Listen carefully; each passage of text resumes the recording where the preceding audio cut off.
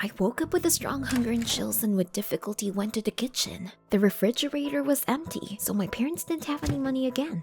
I was wondering where I could get food, and then I remembered the cellar. My mom used to keep canned food there. Going down to the basement, I caught my foot on the cans. It was strange. We never had such supplies. I turned on the light and couldn't believe my eyes.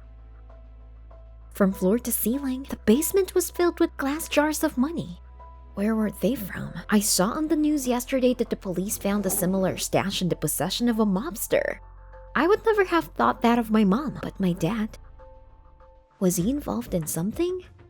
My dad used to be very secretive, but lately he had completely stopped communicating with me and my mom. Not long ago, I saw him arguing with someone on the phone, and when my dad noticed me, he got very angry and slammed the door in my face. Did my dad get involved with the mafia? I pushed the bad thoughts away. He was not like that. Dad took care of me. He even got a second job so that I could buy some medicine. I had a congenital heart defect and it only got worse every day. Suddenly, the front door slammed upstairs, and I heard my mom's voice. I quickly went upstairs and immediately asked, "Where's so much money in our basement from?" But my mom was noticeably nervous and quickly told me not to touch anything there and go to bed. I was still too weak. It all sounded fake. Mom, are you and Dad hiding something from me? But she only said that she had a lot of problems, and she promised to find out about those jars with money from my dad today. And that I must have imagined it. When my mom and I had dinner in the evening, I was on pins and needles, and after eating and taking the obligatory pills, my head began to split. My mom took me upstairs, and as soon as I lay down, I fell into a deep sleep. In the morning, I was awakened by voices. My parents were arguing loudly in the kitchen. My ears were ringing, but I managed to get there. When my parents saw me in the doorway, they fell silent. My dad said they had something to tell. There was indeed a huge money of money stored in our basement, but whose money was it? It turned out that our neighbor Jack had brought the jars to the basement. Apparently, he was a fraud and dragged my parents into his scam to hide his stolen money from the authorities. But that's a crime! Did my parents not think about the fact that they could be put away? Suddenly, my mom started crying and said it was for me. Jack paid them for the basement, and thanks to him, we could buy medicine. I was ashamed that I had suspected my dad. My parents were trying their best to help me, but I didn't want them to end up behind jars because of me. I didn't want us all to end up in jail, so I decided to talk to Jack myself. I would go and tell Jack to get his damn money quickly. But if he didn't do that, I would go to the police. Mom said I was too excited and made me take my medicine again. Otherwise, I might have an episode. I dutifully drank the pills, and when my parents left on business, I immediately went to the neighbor. I went to his house and looked in the window. Jack had brought the gym bag into the kitchen, in which something rattled. The jars! That scoundrel hadn't moved everything to our basement yet? My head was spinning with anger, and I stepped back and brushed against the rake by the window. They fell with a crash. I hoped Jack didn't hear me. I looked out the window again, but there was no one in the kitchen. And then, behind me, I heard, "What are you doing here?" It was Jack. He held a huge shovel in his hands. It was too late to retreat, so I blurted out that I would turn Jack into the police. Let him leave my parents alone immediately. He said in amazement that he didn't know what I was talking about. Then he took the candy out of his pocket and handed it to me. "Here, it seems they are your favorite." Favorite? I had never eaten candy in my life. Maybe he wanted to poison me. Terrified, I backed away and ran with great effort toward the house. But Jack didn't follow me. What would that mean? At the fence, I ran to my mom. She was busy in the garden and immediately asked what happened. I shouted that Jack was dangerous and I needed to call the police right away. But Mom said she had no idea what I was talking about. What? We were just talking about money this morning. My mother looked at me with incomprehension. We were poor. We never had any money. What did she mean? I grabbed my mom's hand and dragged her down to the basement to show her the money. Inside, I could barely find a light switch. The light bulb sparked for a long time, and when it finally lit up, the basement was empty. But how? My mom looked at me sadly. Suddenly, I heard footsteps. Someone was coming towards us.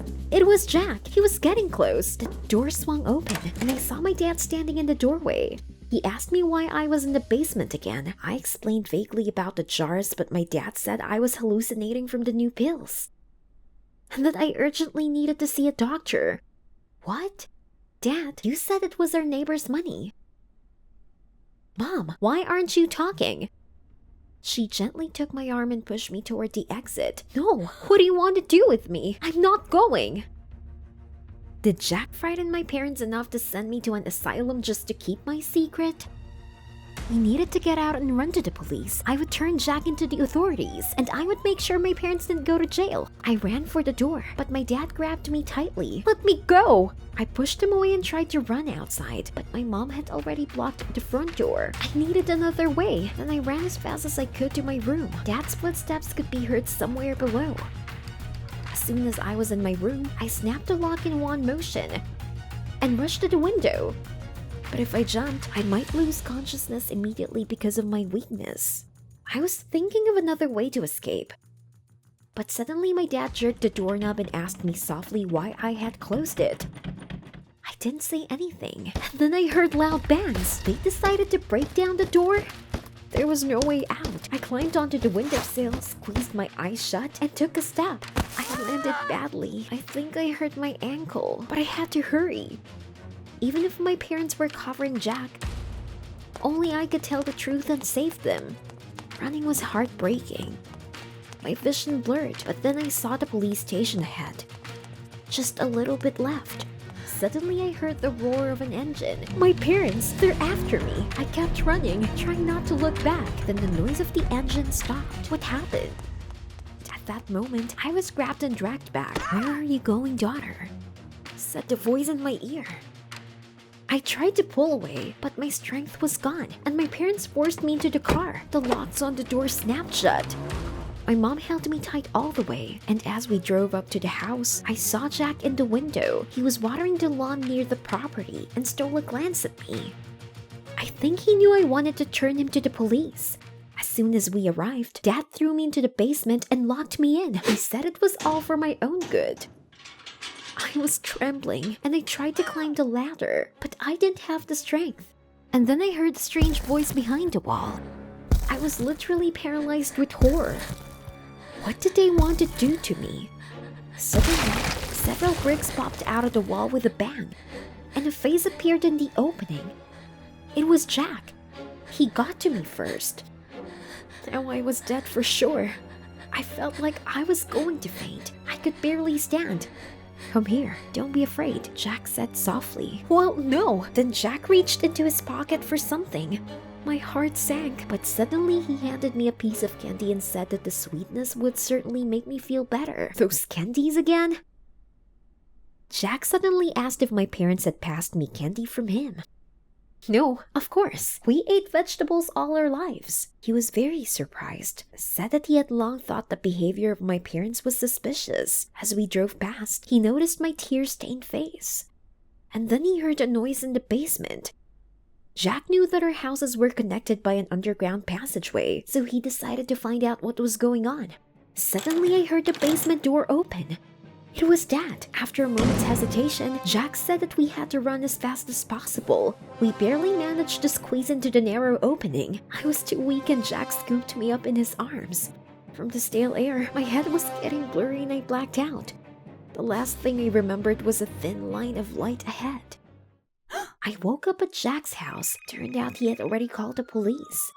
Mom and Dad were detained and taken to the police station. Who would have thought it would end like this?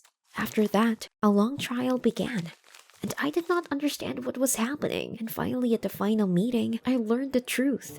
It turned out that all this time, my parents gave me sugar pills, not drugs, so it got worse and worse. And the money that Mom and Dad received from charity funds, they saved it for themselves and hid in the basement. Jack really had nothing to do with it. The police never found those jars of bills. But it wasn't them that bothered me. It was the fact that my closest people were using me to get rich. I couldn't believe it. As a result, my parents were put away for 10 years and I was going to be sent to an orphanage. The doctor also said that I did not have long to live because the funds could not allocate more money for treatment. Life was falling apart right before my eyes. But to my surprise, Jack decided to take custody of me, and as soon as the documents were ready, in gratitude, I decided to prepare a festive dinner for my parents' Zucchini. I may not live a long life, but in the time that remains, I would very much like to repay the kindness of the man who saved me. I barely made it to my parents' garden, and Jack saw me there. He immediately rushed to help me, saying that I needed to conserve my strength. We were cutting zucchini when we saw a piece of glass under one of the bushes. What was it? Jack quickly began to dig up the flower bed, and a minute later, he was holding a jar filled to the brim with pills. Soon we dug up a dozen more of the same. I couldn't believe my eyes. This amount was enough not only for pills, but also for surgery for me. I could recover completely. My head was spinning again, but this time from happiness.